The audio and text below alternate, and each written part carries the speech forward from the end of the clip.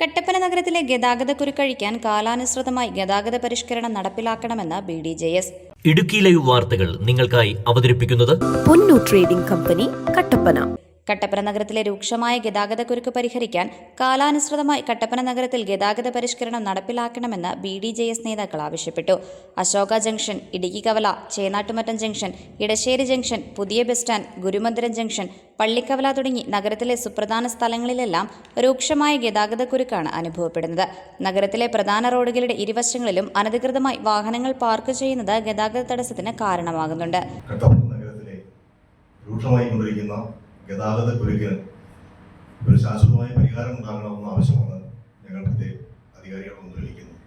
നമുക്കറിയാം, കട്ടപ്പന നഗരം എന്ന വലിയ രീതിയിൽ വളർന്നിരിക്കുകയാണ്. വെള്ളയാങ്കുടി കണ്ടത്തിന് അവിടെ തുടങ്ങിയാൽ പാറക്കടവ് കഴിഞ്ഞിട്ട് അതുപോലെ തന്നെ നരിയമ്പാറ മുതൽ ടൗണായി മാറി കഴിഞ്ഞിരിക്കും. നമ്മുടെ വള്ളക്കടവിന്റെ ഭാഗം വരെ ടൗണായി മാറി കഴിഞ്ഞിരിക്കും. വർഷങ്ങൾക്ക് മുമ്പ് നടപ്പിലാക്കിയ ഗതാഗത പരിഷ്കാരങ്ങളാണ് ഇന്നും കട്ടപ്പന ടൗണിൽ നടപ്പിലാക്കിക്കൊണ്ടിരിക്കുന്നത്. ഒരുപക്ഷെ ഇത്രയധികം റിംഗ് റോഡുകളും ബൈപ്പാസ് റോഡുകളും നഗരം ഇടുക്കി ജില്ലയിൽ വരെ ഉണ്ടാവില്ല. കാരണം തൊടുപുഴയൊക്കെ പോലും ഈ ബൈപ്പാസ് റോഡുകൾ വളരെ നല്ല രീതിയിൽ ഉപയോഗപ്പെടുത്തിക്കൊണ്ട് അവിടുത്തെ ഗതാഗതക്കുരുക്കിന് പരിഹാരം ഉണ്ടാകുന്നുണ്ട്. പക്ഷേ കട്ടപ്പനയിൽ ഗതാഗതക്കുരുക്കിന് പ്രധാന കാരണമായി വരുന്ന രണ്ട് കാര്യങ്ങൾ. ഒന്ന്, ഈ നമ്മുടെ ആദ്യകാലങ്ങളിൽ തന്നെയുള്ള ബസ് സ്റ്റോപ്പുകളാണ് ഇന്നും നിലനിൽക്കുന്നത്.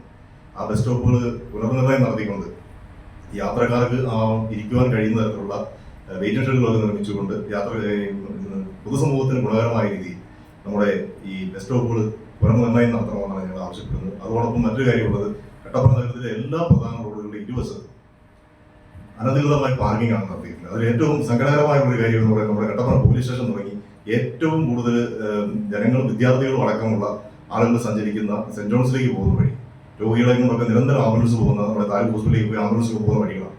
ആ വഴിയിൽ ഫുട്പാത്തിലാണ് വാഹനങ്ങൾ പാർക്ക് ചെയ്തിരിക്കുന്നത്. അതുകൊണ്ട് സംഭവിക്കുന്നത്, സ്കൂൾ തുറക്കാൻ പോകുക, നമ്മുടെ കുഞ്ഞുങ്ങൾ വഴിയിൽ ഇറങ്ങി നടന്നിട്ടാണ് സ്കൂളിൽ പോയി തിരികെ കോളേജിൽ പോയി തിരികെ വരുന്നത്. അപ്പം വലിയ രീതിയിൽ അപകടം ഉണ്ടാകാനുള്ള സാധ്യതയുണ്ട്. അപ്പം അതിനൊക്കെയുള്ള രീതിയിൽ നമ്മൾ പണ്ട് വർഷങ്ങൾക്ക് മുമ്പ് പണിതിട്ടുള്ള ഒരു ഫുട്പാത്താണ്. ആ ഫുട്പാത്ത് നല്ല രീതിയിൽ പണിതുകൊണ്ട് അതിന് സുരക്ഷാ വേദികളൊക്കെ ഒരുക്കിക്കൊണ്ട് വിദ്യാർത്ഥികളടക്കമുള്ള യാത്രക്കാരുടെ ജീവനെ സംരക്ഷിക്കുന്ന നിലപാട് മുനിസിപ്പൽ അധികാരികളുടെ ഭാഗത്തുനിന്നുണ്ടാകണം. അതോടൊപ്പം തന്നെ നമ്മുടെ ഈ നഗരം മാറുന്നതനുസരിച്ച് കാലാനുസൃതമായി നമ്മുടെ കട്ടപ്പനയിലെ ഗതാഗത സമ്പ്രദായങ്ങൾ മാറ്റിയെടുക്കണം. അതിപ്പം പ്രധാനമായ രണ്ട് കാര്യങ്ങൾ. ഒന്ന്, ഏറ്റവും കൂടുതൽ ബ്ലോക്ക് ഉണ്ടാകുന്ന നമ്മുടെ സെൻട്രൽ ജംഗ്ഷൻ മുതൽ ഇടുക്കി കവല വരെ, അശോക ജംഗ്ഷനിൽ, അതുപോലെ തന്നെ ഇടശ്ശേരി ജംഗ്ഷനിലും പിന്നെ ഉള്ള സെൻട്രൽ ജംഗ്ഷൻ.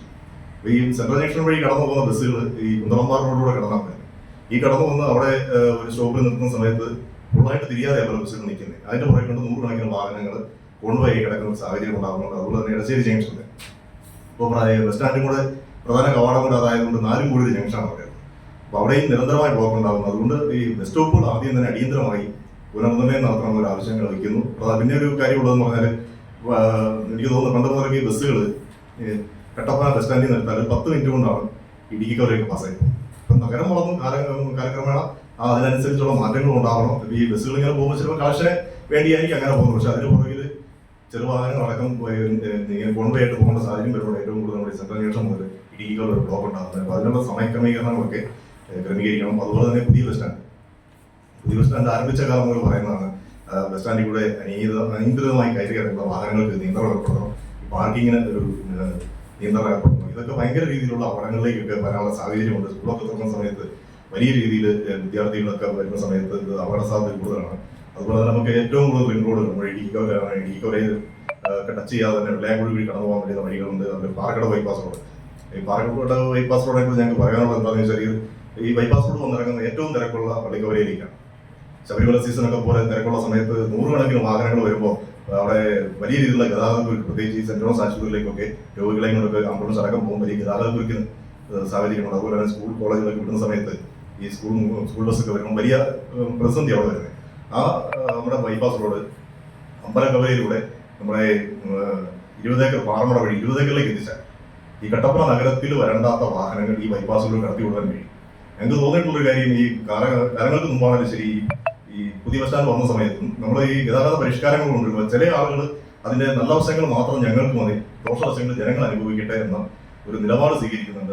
അത്തരം നിലപാടുകളാണ് പലപ്പോഴും നമ്മൾ ഇങ്ങനെയുള്ള കാര്യങ്ങൾ അട്ടിമറിക്കപ്പെടുന്നത്. പോലീസ് സ്റ്റേഷന് സമീപം തുടങ്ങി പള്ളിക്കവല വരെയുള്ള ഭാഗങ്ങളിൽ ഫുട്പാത്തിൽ പോലും വാഹനങ്ങൾ പാർക്ക് ചെയ്യുന്നുണ്ട്.